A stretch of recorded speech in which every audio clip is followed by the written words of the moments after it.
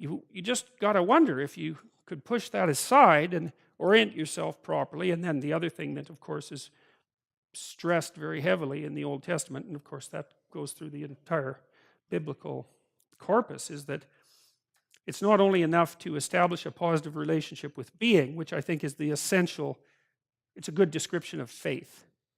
You have to make that decision, right? Because being is very ambivalent.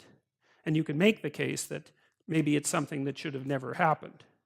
But that doesn't seem to be productive to me. And faith seems to be, I'm going to act as if being is ultimately justifiable, and that if I partake in it properly, I will improve it rather than making it worse.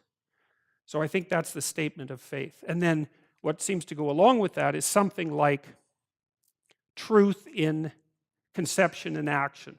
You know, even people like Jacob, who are pretty damn morally ambivalent to begin with, get hammered a lot by what they go through. And what seems to happen is that they're hammered into some sort of ethical shape, right? So by the midpoint of their life's journey, there's people who are solidly planted, who you can trust and who don't betray being or themselves or their fellow man.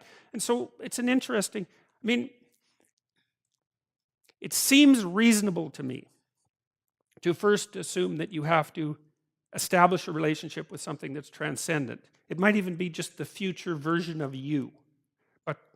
And then second, that you have to align yourself with reality in a truthful manner, and that that's your best bet.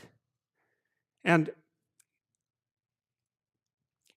the biblical stories are actually quite realistic about that too, because they don't really say that if you do that, you're going to be instantly transported to the promised land. Like even Moses, as we'll find out in the Exodus stories, he never makes it to the promised land.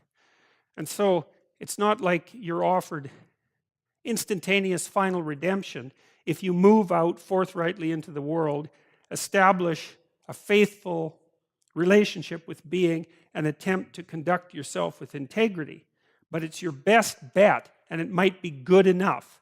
And even if it's not good enough, it's really preferable to the alternative, which seems to be something closely akin to hell, both personal and social.